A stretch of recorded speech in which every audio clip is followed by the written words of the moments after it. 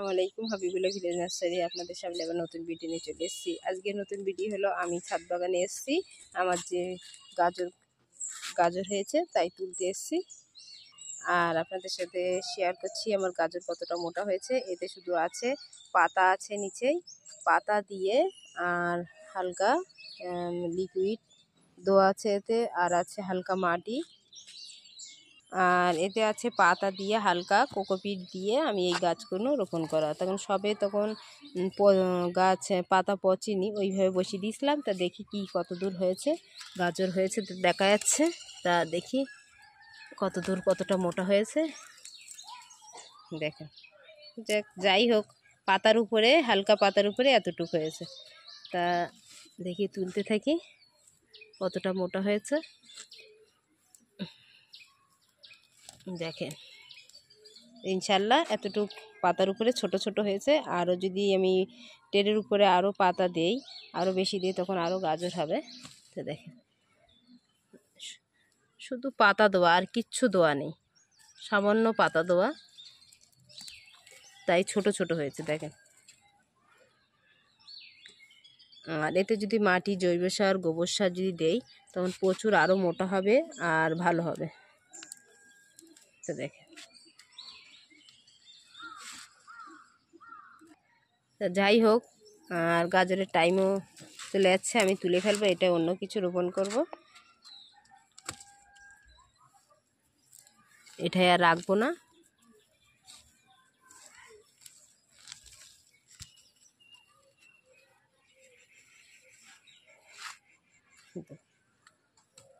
ইনশাল্লাহ এর থেকে পরে আমি বসাবো আরও কিছু এতে জৈব সার টার দিয়ে, তখন আরও মোটা হবে। দেখেন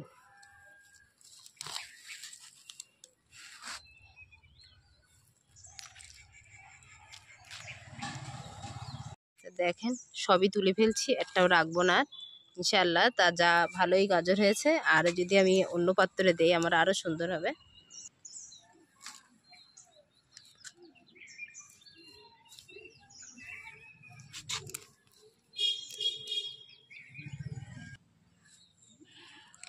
সবই তুলে ফেলছি, একটাও আর রাখবো না। দেখেন ভালোই হয়েছে, ছোট ছোট দেখেন কত মোটা, কতটা গাজর হয়েছে। আমার মতন অবশ্যই ছাদ বাগান এরকম সাজাবেন। দেখেন এতে শুধু জৈব সার আর লিকুইড সবজি পচা, তাই দিয়ে আমার এতটা মোটা হয়েছে। আরও যদি আমি এতে রাসায়নিক সার দিতাম তাহলে আরও মোটা হতো। তা আমি রাসায়নিক সার আপনাদেরকে আমি দিইনি গাছে, সত্যি কথাই বলছি। আমি একটু রাসায়নিক সার ব্যবহার করি না, সব ঘরোয়া জিনিস দিয়ে আমার গাজরগুলো কত সুন্দর হয়েছে। তো ইনশাল্লাহ আরও যদি মাটি কম আছে এতে যদি আমি আরও জৈব সার, সবজির খোলাতে মাটি টেরেটা আরও ভর্তি করে দিতাম, আরও একটু ডিপ হলে আরও সুন্দর গাজর বড় বড় মোটো মোটো হতো।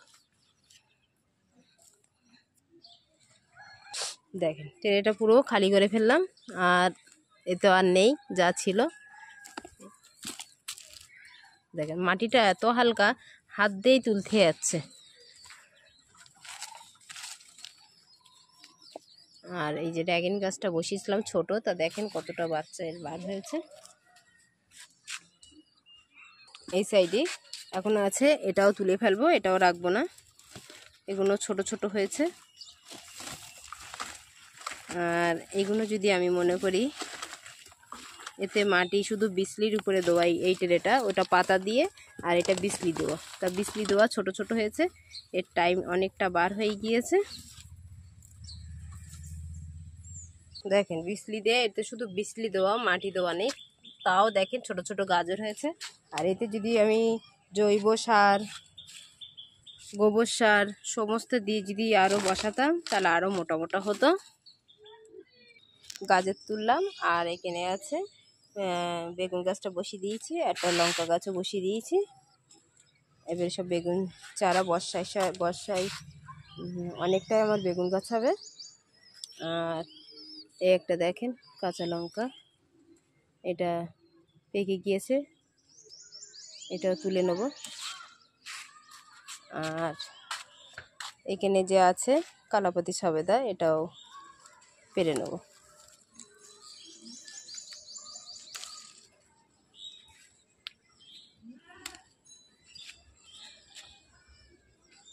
সবেদা দুটো পেকে গিয়েছে, এটা দুটো তুলে নিচ্ছি।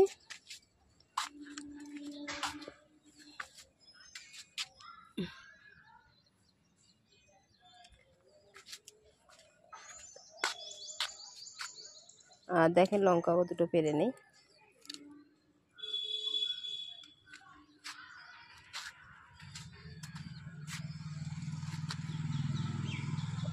লঙ্কা যদি না পারেন লঙ্কা ধরবে না, লঙ্কা অবশ্যই মায়া করবেন না, সব পেরে নেবেন। দেখেন এত ছোট গাছে কতটা করে হচ্ছে, আর ওইভাবে পারছি। দেখেন এই মরিচ গাছে এই থেকে মনে হয় 8-10 বার পাড়া হয়ে গিয়েছে আমার। আবার দেখেন কতটা, আর প্রত্যেকদিন ভিডিওতে দেখাই লঙ্কা পাড়া আপনাদেরকে। দেখেন প্রচুর হয়ে গেছে। এখন যদি না পেরে নেই,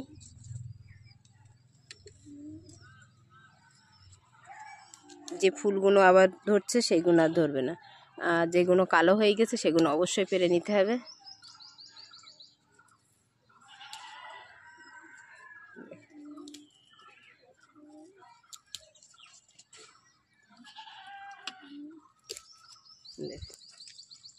তা ছাদ বাগানে নিজের টাটকা ঝাল পেরে খাওয়া কত আনন্দ।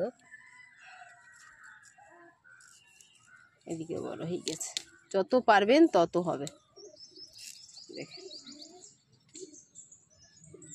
আজকের মতন যতটা লাগবে নিয়ে নিলাম।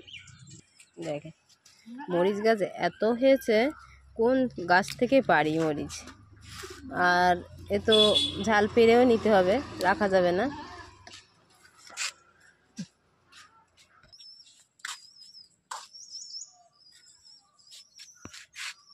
এই এতটা গাজর হয়েছে।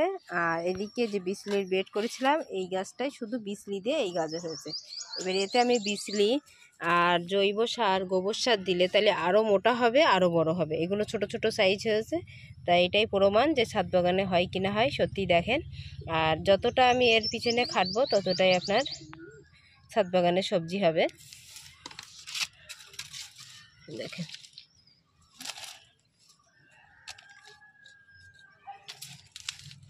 এইগুলো, আর এইগুলো ফেলবেন না। এই গাছগুলো, এইগুলো আপনার সার তৈরি হয়ে যাবে।